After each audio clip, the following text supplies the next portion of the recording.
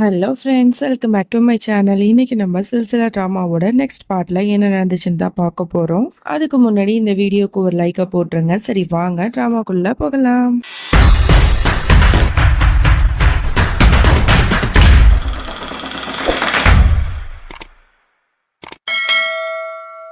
நந்தினி வந்து கோயிலுக்கு போயிருப்பா. அப்போ வந்து கடவுள்கிட்ட ப்ரே பண்ணிட்டு இருக்கா. கடவுளே, எனக்கு என்ன முடிவெடுக்குதுன்னு தெரியல, எனக்கானவனை நீங்களே என் கண்ணில் காட்டுங்க அப்படின்னு சொல்லிட்டு ப்ரே பண்ணிட்டு இருக்கும்போது கண்ணை திறந்து பார்த்தா எதுக்காப்புல ஃப்ரெண்டுக்காரியோட புருஷன் தான் நிற்கிறான்.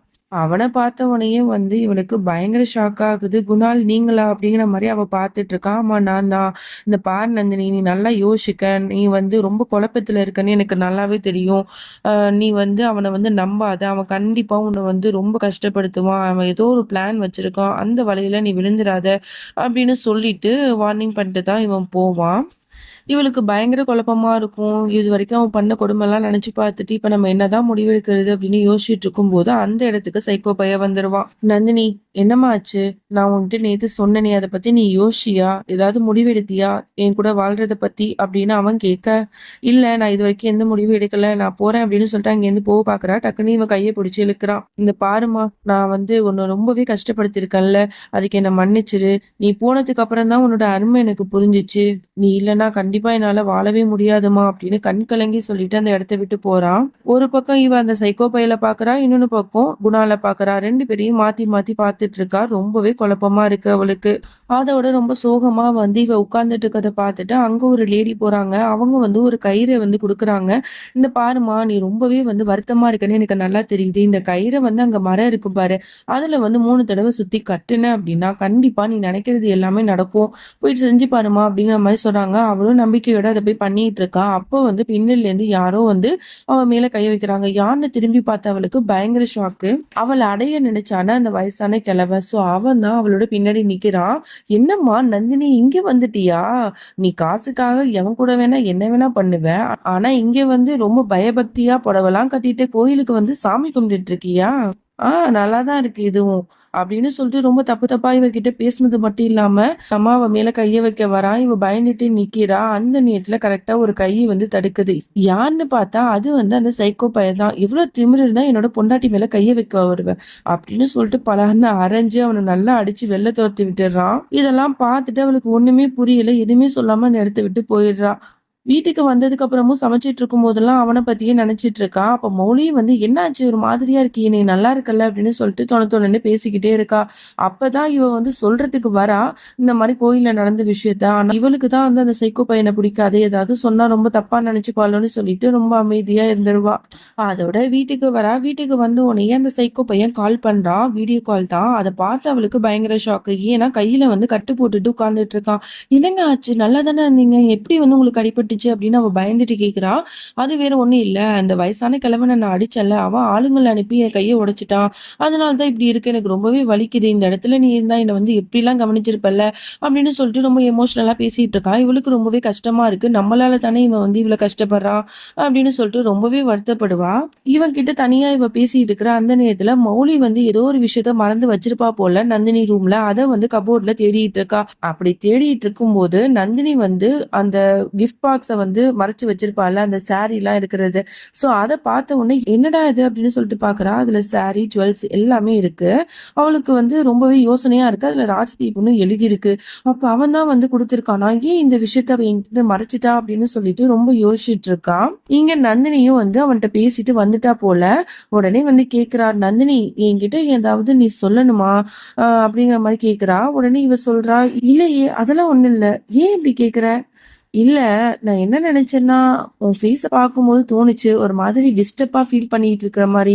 அதனால என்கிட்ட நீ ஏதோ சொல்ல நினைக்கிற மாரி எனக்கு தோணுச்சு. அதான், எதா இருந்தாலும் என்கிட்ட மறைக்காத சொல்லு அப்படின்னு சொல்றா. இல்ல அதெல்லாம் ஒண்ணும் இல்லைன்னு சொன்னதுக்கு அப்புறம் சரி நீ படுமா அப்படின்னு சொல்லிட்டு அவ ரூமுக்கு போயிடுறா.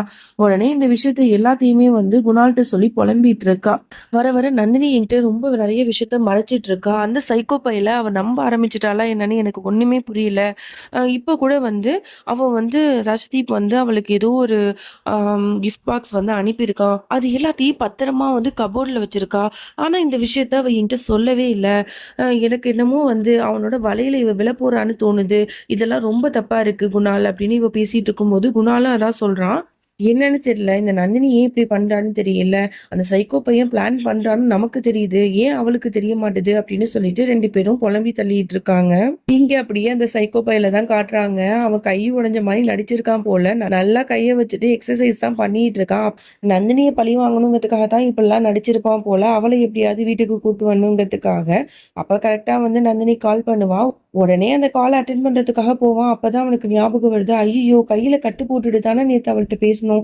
இப்போ மட்டும் கட்டு இல்லைன்னா அவ என்ன ஏதுன்னு கேட்பாளே அப்படின்னு சொல்லிட்டு அது எங்க வச்சுன்னு தெரியலையே அப்படின்னு சொல்லிட்டு எங்க பார்த்தாலும் தேடிட்டு இருப்பான். ஒரு வழியா அதை கண்டுபிடிச்சு கையில மாட்டிக்கிட்டு அவகிட்ட ரொம்ப வலிக்குது அப்படிங்கிற மாதிரி ரொம்ப பாவமா பேசிட்டு இருக்கான். இந்த இடத்துல மட்டும் நீ இருந்தா என்னை எப்படிலாம் கவனிச்சிருப்ப நந்தினி, எப்பதான் என்கிட்ட நீ வரப்போற அப்படின்னு சொல்லிட்டு இவன் புலம்பி தள்ளிட்டு இருக்கான். அவளும் இந்த பாருங்க, நீங்க வந்து டேப்லெட்லாம் எடுத்துக்கோங்க, உங்களை நீங்க கவனிச்சுக்கோங்க அப்படிங்கிற மாதிரி பேசிட்டு வச்சிருவா.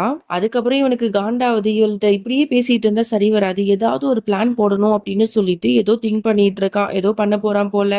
அதோட இங்க மௌலியை தான் காட்டுறாங்க. அவ நல்லா அழகா வந்து சூப்பரா ரெடியா இருப்பா. பார்க்கவே ரொம்ப ட்ரெடிஷ்னல் லுக்ல ரொம்ப அழகா இருக்கா. அதோட குணால வந்து அவளை பார்த்த உடனே பரவாயில்லையே, என்னோட பொண்டாட்டி இந்த லுக்ல ரொம்ப அழகா இருக்காளே, எப்போதும் மாடலா ட்ரெஸ் பண்ற பொண்டாட்டி இன்னைக்கு ரொம்ப ட்ரெடிஷ்னலா ரொம்ப அழகா இருக்கமா அப்படின்னு சொல்லிட்டு இருக்கான். அதோட வந்து எல்லாம் உனக்காக தான், உனக்கு இப்படி இருந்தா தானே பிடிக்கும், அது மட்டும் இல்லாம உன்னோட நீண்ட ஆயுளுக்காக நான் விரத வைக்கிறேன், உனக்காக இது கூட பண்ணலன்னா எப்படி அப்படின்னு சொல்லிட்டு குங்குமம்லாம் வைக்க சொல்றான். அவனும் வச்சு விடுறான். பட் என்னத்தான் பொண்டாட்டி பக்கத்துல இருந்தாலும் ஆனா அவ வந்து நந்தினியை தான் மனசுல நினைச்சுக்கிட்டே இருக்கான். அதோட வெளில வந்து பாக்குறாங்க. அங்க வந்து அந்த சைக்கோ பைய கொடுத்த ஃபிளவர்ஸ் எல்லாம் இருக்குல்ல, அது எல்லாமே அப்படியே இருக்கும். அதை பார்த்துட்டு குணால் சொல்லுவான், இது எதுக்கு இன்னுமே இங்கேயே இருக்கு, இதை தூக்கி போட வேண்டியதானே அப்படின்னு சொல்லும் போது, இது நான் எப்படி தூக்கி போட முடியும், இதை வந்து நந்தினி தான் தூக்கி போடணும், இப்ப நான் மட்டும் ஏதாவது பண்ணேன்னா அவ ஏதாவது தப்பா நினைச்சுப்பால, சரி பாத்துக்கலாம் வா குணால் அப்படிங்கிற மாதிரி சொல்லிட்டு போவா. அதோட இங்க நந்தினி தான் பார்த்து பார்த்து எல்லா டெக்கரேஷனையுமே சூப்பரா பண்ணிட்டு இருப்பா. அதுக்கப்புறம் இங்க பூஜையும் நடக்குது. எல்லாரும் சாமி கும்பிட்டு இருக்கிற அந்த நேரத்துல இங்க நந்தினிக்கு கால் வந்துகிட்டே இருக்கும். இவ சைலண்டா யாருக்கும் தெரியாம அதை எடுத்துட்டு ரூமுக்கு போயிடுவா. இத வந்து குணால் மட்டும் கவனிச்சிருவா. இவ எங்க தனியா போறா அப்படின்னு சொல்லிட்டு யோசிச்சுட்டு இருப்பா. அங்க போய் பார்த்தா அந்த சைக்கோ பை தான் இவளுக்கு கால் பண்ணியிருப்பான். ரொம்ப வந்து அப்படி குடிச்சிட்டு இருக்கா, கை உடைஞ்ச நிலைமையில. ஏங்க இப்படிலாம் பண்றீங்க, இந்த நிலைமையில ஏன் குடிக்கிறீங்க, உங்களை இப்ப கவனிச்சுக்கவே மாட்டீங்களா அப்படின்னு கேட்க, நான் ஏன் என்ன கவனிச்சுக்கணும், இந்த பாரு நந்தினி, நீ இல்லாம என்னால இருக்க முடியாது, உன்னை வந்து நான் ரொம்ப மிஸ் பண்றேன், நீ இல்லாத இந்த தனிமையை என்னால இருக்க முடியல, அதனால நான் வந்து விஷத்தை குடிச்சிட்டு சாக போறேன் அப்படிங்கிற மாதிரி பிளாக்மெயில் பண்ற மாதிரி பேசுறான். இல்லைங்க அப்படிலாம் பண்ணாதீங்க தயவு செஞ்சு அப்படின்னு இவ கத்துறா. ஆனா அவன் எதை பத்தியுமே கேட்காம ஏதோ ஒரு விஷ பாட்டில எடுத்து அவன் குடிச்சிடுறான். நந்தினி எனக்கு ஏதோ பண்ணுது, எனக்கு ஐ மீன் நான் சாக போறேன்னு நினைக்கிறேன் அப்படின்னு சொல்லிட்டு அப்படியே மயங்குற மாதிரி இருக்கான். இதெல்லாம் பார்த்துட்டு அவ அப்படியே பதறா. அப்ப இங்க எல்லாரும் வந்து பூஜை பண்ணிட்டு இருப்பாங்க. அந்த நேரத்துல இவ யார்கிட்டயுமே ஒண்ணுமே சொல்லாம வேகமா கதவு திறந்துட்டு வெளில போயிடுவா. இத வந்து குணால் பார்த்துட்டு அப்படி ஷாக் ஆகி நிப்பான். அப்புறம் எல்லாரும் வந்து கேட்பாங்க, என்னாச்சு ஏதாச்சு அப்படின்னு கேட்கும்போது வேலைக்காரி சொல்லுவா, இல்ல நந்தினி அக்கா வந்தாங்க, அப்புறம் எதுவுமே சொல்லாம வெளில போயிட்டாங்க அப்படிங்கிற மாதிரி சொன்ன உடனே எல்லாருமே புரிஞ்சுக்கிறாங்க. மௌலிக்கு ரொம்பவே கஷ்டமா இருக்கு. அந்த சைக்கோ பையனை நம்பி அவன் வீட்டுக்கே போயிட்டா போல அப்படின்னு சொல்லிட்டு மாமியாக்காரங்க தான் வருத்தப்படுறாங்க. என்ன இந்த பொண்ணு இவ்வளவு நாள் நம்ம வீட்டுல இருந்தா, அவ புருஷன் கூட போகட்டும், அதை பத்தி பிரச்சனை இல்ல, ஒரு வார்த்தை நம்ம கிட்ட சொல்லிட்டு போனா என்ன அப்படின்னு சொல்லிட்டு குறை சொல்லிட்டு இருக்காங்க. நந்தினி திடீர்னு வீட்டை விட்டு போனதுனால மோலி வந்து வருத்தப்படுறதுல ஒரு காரணம் இருக்கு. அவளோட பெஸ்ட் ஃப்ரெண்ட் வந்து போயிட்டான்னு வருத்தப்படுறா. நம்மளோட குணால் அதுக்கு மேல வருத்தப்படுறான். உடனே என்ன நினைச்சான்னு தெரியல, வேகமா காரை ஓட்டிட்டு போறான்.